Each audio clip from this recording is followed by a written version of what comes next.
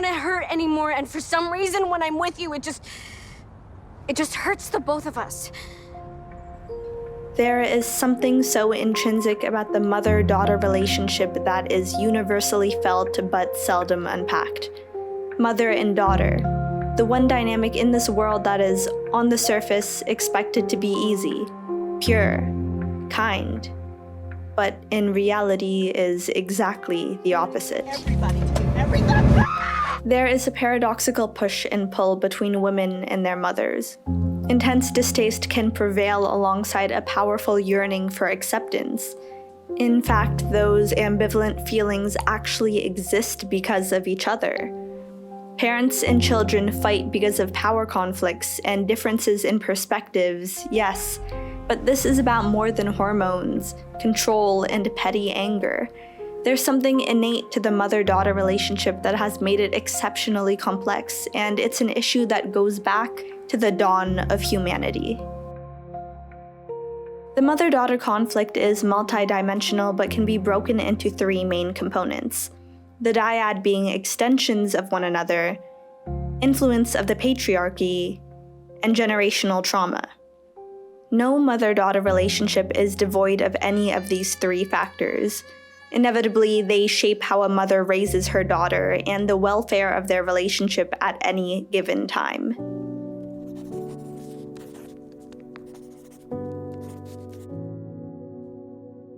From the moment a little girl is born, she looks to her mother as an example of what life will be, who she should be. As babies, we're fed a multitude of information, all contributing to who we are, but our development is greatly dependent on our perceived gender. Whether it's the response we get to our cries or the type of play we're encouraged to engage in, our identity is immediately shaped by gender. Alongside this is a natural inclination for society to link mothers to daughters and fathers to sons. Daughters thus idolize their mothers, putting them on the ultimate pedestal of embodying what their future should be and aspiring to be like them. Only thinking of my mother, how much I wanted to be like her.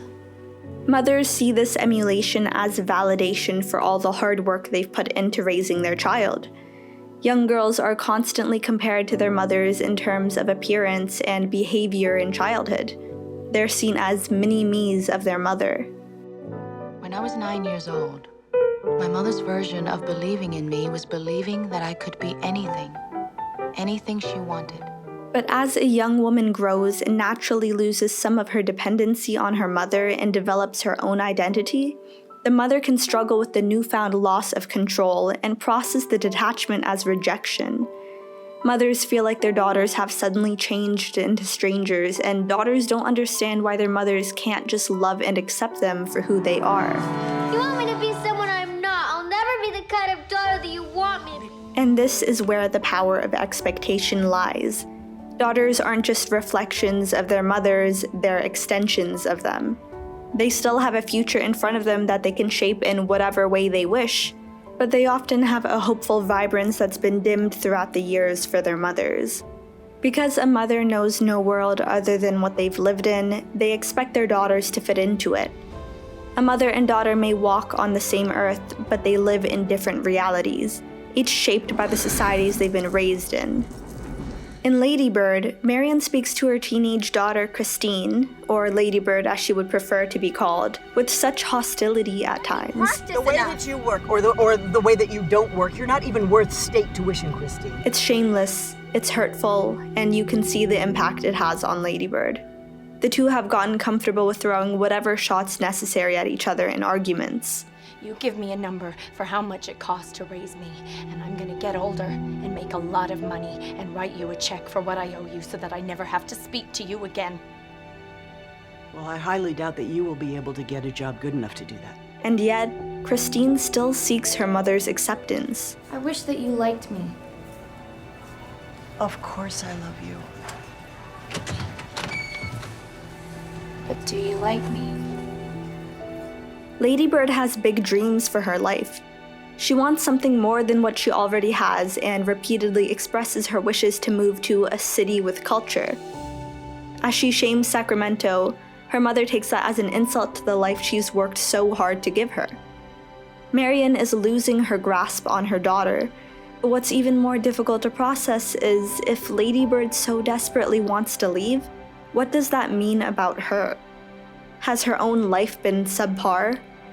Is it something to be ashamed of? Something to want to escape? I'm so sorry. I didn't mean to hurt you. I appreciate everything you've done for me. I'm ungrateful and I'm so sorry. I'm so sorry. I wanted more. But ultimately, mothers and daughters need to meet each other halfway, and that requires a lowering of your defenses. You have to drop your ego and pride, something that Marion in particular has trouble with. She doesn't know how to express how she really feels, so instead she lets her anger out in insults, loves her daughter quietly, and tries her best to hold Lady Bird close, all while Lady Bird does everything she can to leave. Throughout the film, Lady Bird is searching for acceptance. She wants to be understood by her peers and by her mother, but she doesn't realize that she is yet to even understand herself. Lady Bird's relationship with Sacramento is an analogy for her relationship with her mother. She views it as small and suffocating.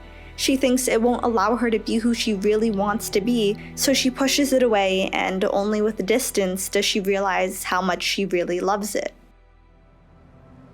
Hey, Mom. Did you feel emotional the first time that you drove in Sacramento? But this is not to say that Lady Bird always failed to recognize her mother. Although she is painted in an ungrateful light by Marion, she is repeatedly open to communication and connection, something we don't see reciprocated by Marion, despite the fact that as the mother, she holds more responsibility in mending their relationship. Marion can't help but insert snide comments into every interaction with her daughter. Even moments of celebration are undermined by her negative remarks. When Lady Bird is awarded her high school diploma, Marion says that she walked weirdly across the stage. When Lady Bird is excited by a dress she's found, Marion cannot help but suggest that it's too pink. Why is it that Marion refuses to be truly supportive of her daughter, even when Lady Bird so earnestly is vying for her attention? I appreciate everything you've done for me. I'm ungrateful and I'm so sorry. I'm so sorry. I wanted more. Many mothers struggle with this. They love their daughters but won't show it at the expense of their pride. They're the parent, they're expected to be more knowledgeable, they're supposed to be right, and so to protect their ego, they'll insist that their child is wrong. If only these mothers would free themselves of the expectation to be perfect, then their relationships with their daughters could heal. This is by no means entirely self-imposed. The expectation of perfection is a construction of society, particularly the patriarchy, but we as individuals are still not absolved of responsibility for our actions. Marion writes countless letters to Lady Bird in an attempt to express her true feelings, but she doesn't actually give them to her. Instead, she lets her fear of looking weak prevent her from doing what's best for her daughter. But why? Why is this? Marion's behavior doesn't exist in a vacuum, and this wider, tough mother archetype she resembles was not born for mere storytelling purposes. Remember that the disappointment that comes when a mother and daughter are not gratifying reflections of one another lives alongside two aforementioned pillars to the mother-daughter relationship. We're going to return to that, but first let's observe Everything Everywhere All at Once as another case study to this complex phenomenon. As much as Everything Everywhere All at Once is a discussion of the intergenerational conflict between mother and daughter, it is what it is because of the intercultural influences on Evelyn and Joy's relationship. Joy is pained by her mother's resistance to truly accepting her. Much of their conflict shown directly revolves around the contention with Joy's sexuality, but their disconnect is much deeper than that. I was just looking for someone who could see what I see. Feel what I feel.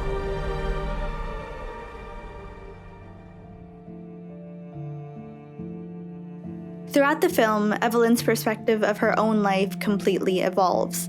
From her laundromat being audited by the IRS, to her withdrawn marriage, to her frayed relationship with her father, Evelyn lacks pride for the life she's developed. She doesn't say it outright, but it's written all over her face. Evelyn and her husband, Waymond, are living a typical immigrant experience. Life is busy, too busy to acknowledge the aspects of their lives that are slowly falling apart. If a problem doesn't have a bill attached to it or it isn't life or death, it's swept away. Mental well-being, expressions of love, and fostering relationships are not a priority for those working day and night to get by in a foreign country. Mom, just wait. Wait, no time to wait Just today. please. Not that these matters would be addressed much better when excluding the immigrant experience. The Wong family is Chinese American, and in Chinese culture, conveying concern for needing more love and attention is considered ridiculous, almost like an insult to the more immediate, real problems. Emotions are naturally going to be felt, but they are not to be expressed. So what happens when you combine a culture that reproaches emotional expression with the immigrant experience, with intergenerational struggles, with, of course, the unique dynamic between a mother and her daughter?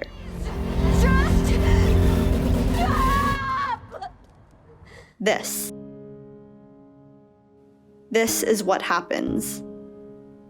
Perhaps the destruction of the world and entire multiverse is a little improbable, but it is an accurate manifestation of one's internal experience.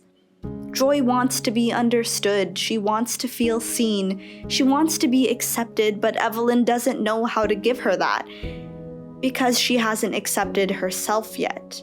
No, I'm not like you. You're young, and your mind is always changing. I still know who I am. At one point in Evelyn's life, she had a future of infinite possibilities in front of her. We see it played out. She sees them played out. But in the real world, her reality, she lives a life that's much more mundane and is, in comparison to some possibilities, disappointing. Evelyn puts off facing many of her issues because of her fear of regret.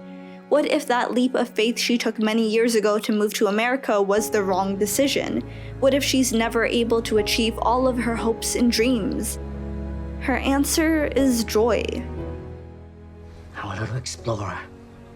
You saw her potential, so you pushed her beyond her limit. Joy is Evelyn's chance for happiness. She is deep down seen as not a confusing reflection, but her extension. It's why Evelyn is so tough on her.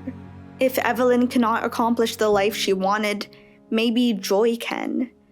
But love that lacks sympathy is not a love that is excusable. Occasional kindness does not nullify the effects of abuse. Love isn't something that should be awarded and taken away. I would only do the right thing for her. For you.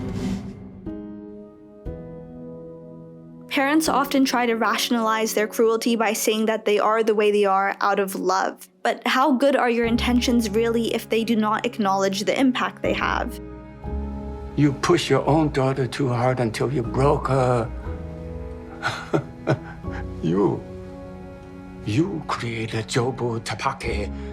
While many women's issues stem from what they've consciously or subconsciously been taught by their mothers, it would be not only unfair but inaccurate to place the blame purely on their moms. We need to acknowledge and consider the wider sociocultural environment to understand where these behaviors truly originate and where these mothers have learned their way of approaching life. The patriarchal society we live in influences us all, men and women, and so it's also shaped mothers' perspectives of the world, how they act, what they perceive the role of women in society to be, and has thus impacted the way they raise their daughters. Daughters are subliminally taught very early to look to their mothers as examples of what their life should become. But as a woman gets older and starts to recognize the pain, oftentimes pain masked as anger, and difficulty her mother endures, seeing her mother's life as her own future can be her greatest fear. In Brave, Merida sees her mother as someone whose life is dictated by her place in society and is controlled by the expectations placed on her. Eleanor lives by her title as the queen. She ensures she always looks a certain way, acts a certain way, is perceived a certain way, a way that she tries to infuse into her daughter. Merida, A princess does not place her weapons on the table. Mom! There is a clear divide between what brings Merida joy, confidence, and a sense of identity, and how Eleanor expects her to be. Eleanor is very concerned with her daughter eating properly, dressing nicely, acting what she'd consider to be ladylike, a phrase that is entirely informed by the patriarchy. Eleanor believes it is Merida's duty to get married, as that tradition is what has maintained political stability in the kingdom for years, but to Merida, her independence is something that is integral to her happiness. What requires very intentional recognition to understand the mother-daughter conflict is intergenerational differences and the role of feminism in them. Societal expectations are changing and women now have more control over their lives, and it's more acceptable for them to advocate for their beliefs. This often causes friction between mothers and daughters. The older generation of women were surviving in a world run by men, whereas the younger generation is dismantling the patriarchal structure that has existed for thousands of years. Merida, who is a symbol for many daughters seeking autonomy and acceptance from the world, resents the side of her mother that is restrained by her place in society.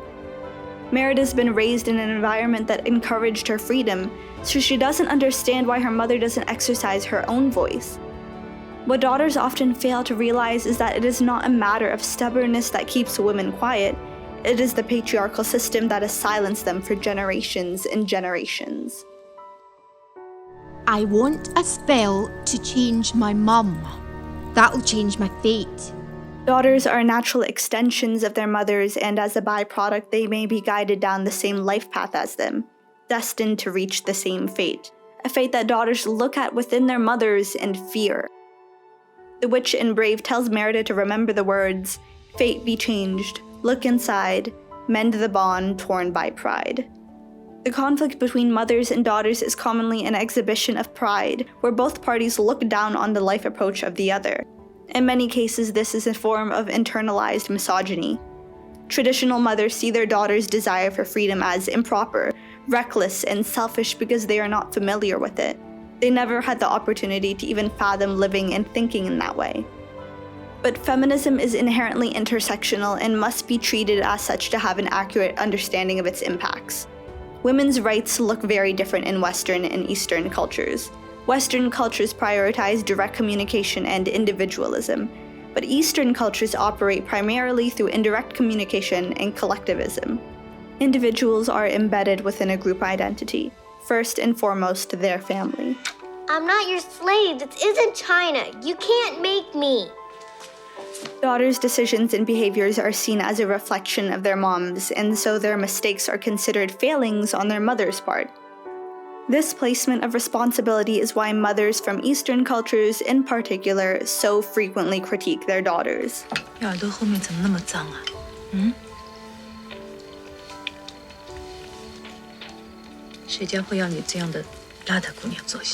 The Joy Luck Club is a film from the 90s that centers around multiple Chinese American women and their relationships with their Chinese immigrant mothers.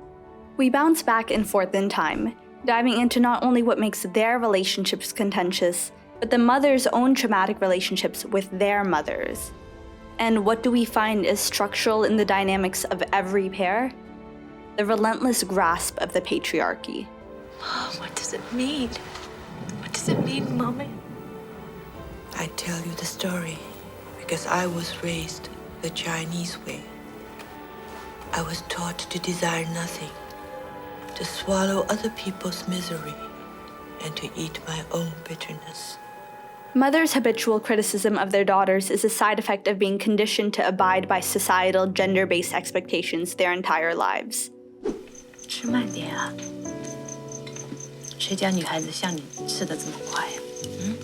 You walked weird across the stage, but you did it. This not so good. Only leftover strips. And the way you two are dressed, I'm sure I'm not the only one calling him he. Mothers' nitpicking becomes a funnel for the patriarchy's control over women.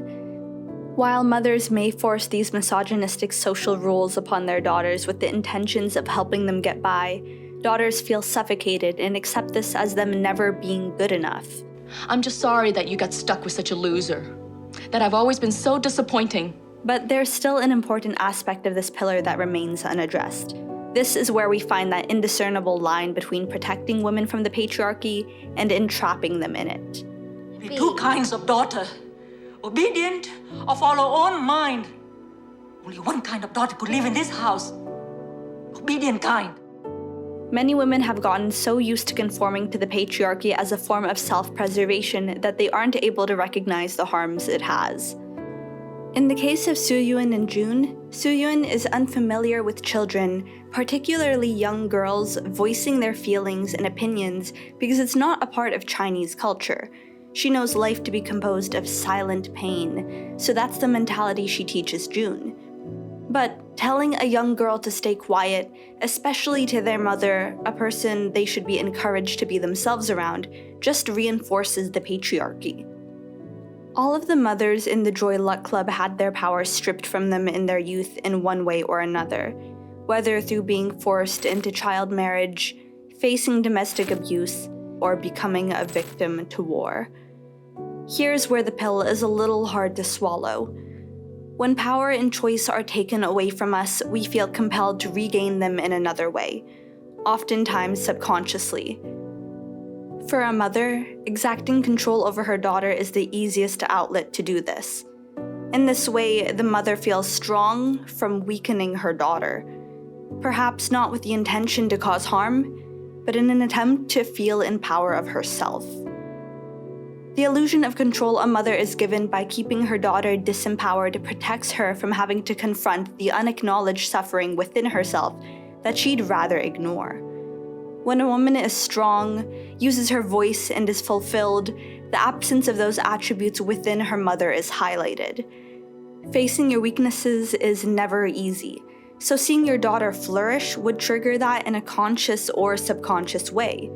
But, of course, this is merely a bandage for a deep wound, so it only leaves both the mother and daughter suffering and perpetuating a cyclical trauma.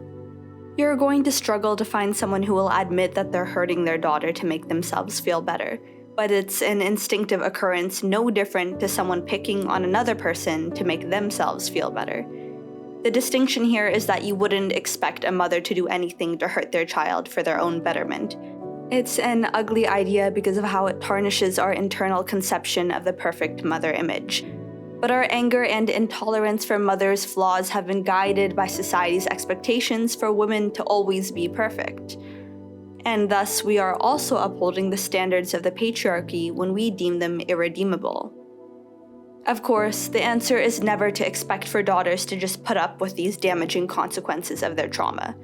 We need to lead with understanding. We need to give women space to be imperfect and feel safe to acknowledge they still need growth. Maybe it is because she was born to me and she was born a girl. And I was born to my mother and I was born a girl. All of us like stairs, one step after another. Going up, going down, but always going the same way. Whilst motherhood is beautiful and adds something precious to one's life, it also takes something from you. Space and time to focus on your own dreams and needs. It's a worthy sacrifice to many mothers, but we must not discount the immense hidden difficulties of parenthood.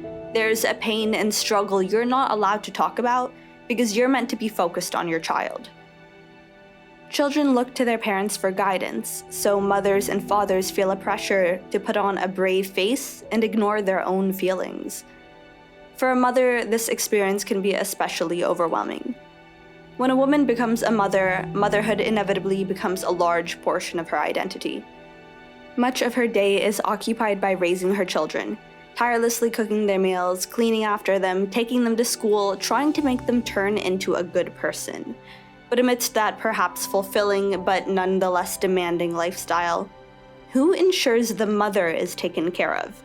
Because mothers tend to prioritize the needs of their family, balancing traditionally the brunt of domestic labor and also perhaps a career, they don't claim their own personal needs. Exhaustion becomes the norm, self-care is neglected, and patriarchal systems encourage the silencing of the mother's needs, all while placing an expectation of perfection. In Everything Everywhere All at Once, Evelyn is clearly struggling internally. She faces a heavy fear of regret. She doesn't know how to acknowledge the unhappiness in her marriage. She doesn't know how to bridge the connection between herself and Joy. But her inability to recognize Joy's pain comes from her own pain not being recognized by her parents.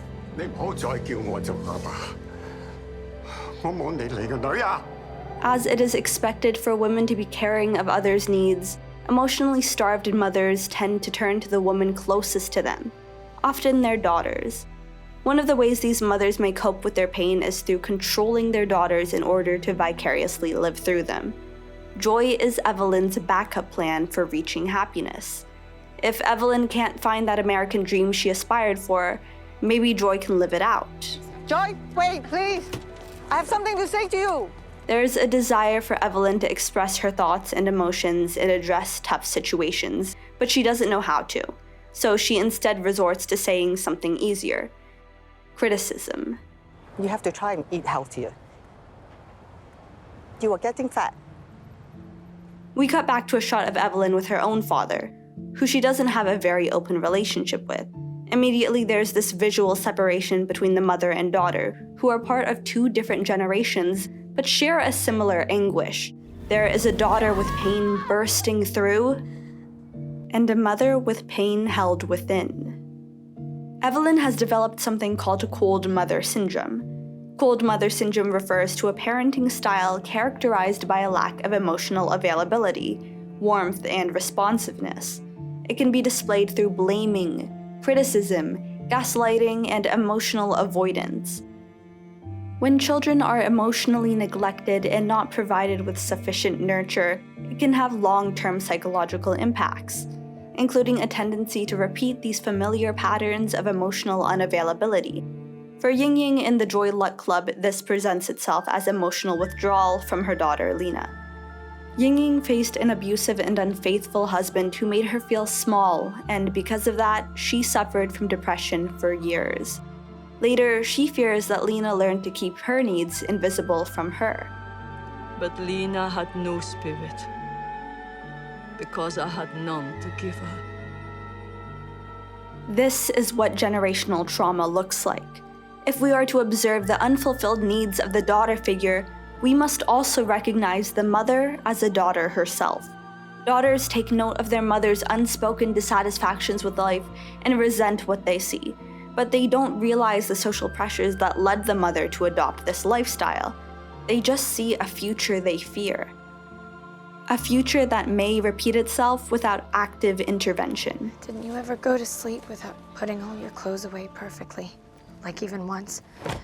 And don't you wish your mom hadn't gotten angry? Generational trauma can be loud. It can be quiet. It can manifest itself in trying to reclaim your power. My mother was an abusive alcoholic. Or even succumbing to the fact that it's been taken. But however it appears, it must be broken.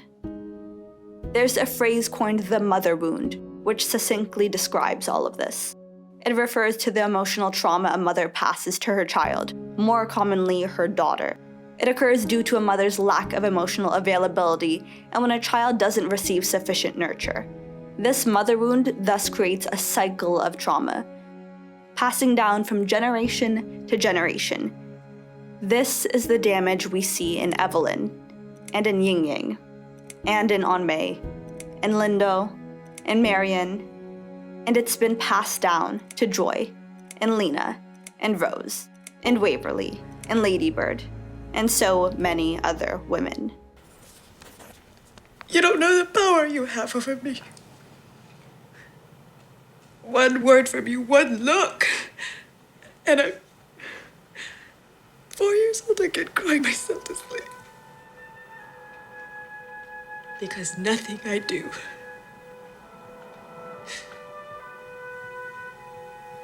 can ever please you. The complexity of the mother-daughter relationship is undeniable. It's multifaceted. It holds the potential for detrimental effects. It's something that requires a lot of tender love and care, both between the parties, but firstly within. I could see her face looking at me, but not seeing me. She was ashamed. So ashamed to be my daughter. A daughter's relationship with her mother is the base of her relationship with herself. Her sense of identity stems from it. Her confidence is influenced by it. Her self-worth and voice is guided by what she sees in her mother. A big part of the strain on the relationship between mothers and daughters is a byproduct of growing up in different times.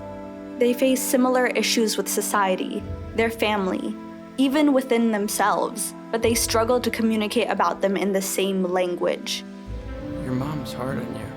Yeah, she loves me a lot.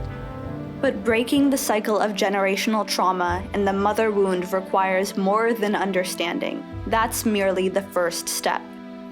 Mothers and daughters have so much that they can teach each other. We need a paradigm shift in how we approach the silencing of women's emotional needs. A woman's role in life is more than caring for others, and it never requires the silencing of her needs. From understanding how generational trauma and the patriarchy has shaped mothers and daughters separately, bridges can be built. As I was growing up, there were times when Mom went through these bad spells.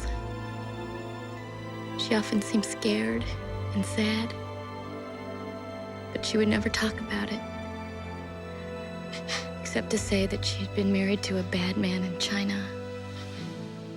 A daughter's empowerment has the capability to encourage her mother to heal herself and seek the self-love and autonomy she deserves. But mothers must be receptive to learning. They mustn't get defensive or let fear of change stop themselves from seeing their daughter's empowerment as a lesson. Only with them embracing the space they are allowed to take up in this world will relationships be mended. Let her go. Only with them developing true love for themselves will they be able to show true love for their daughters. 我做唔到啊爸，我唔會好似你咁對個女。Because when we're able to see ourselves, we're able to see each other.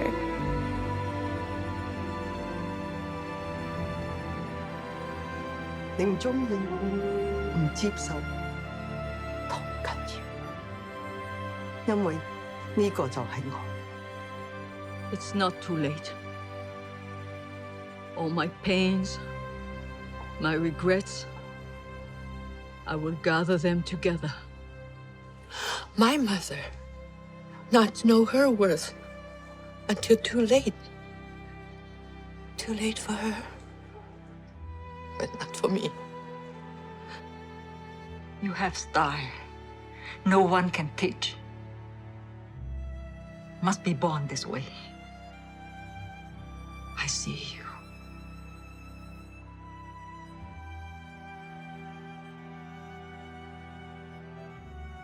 I love you. Thank you. I will always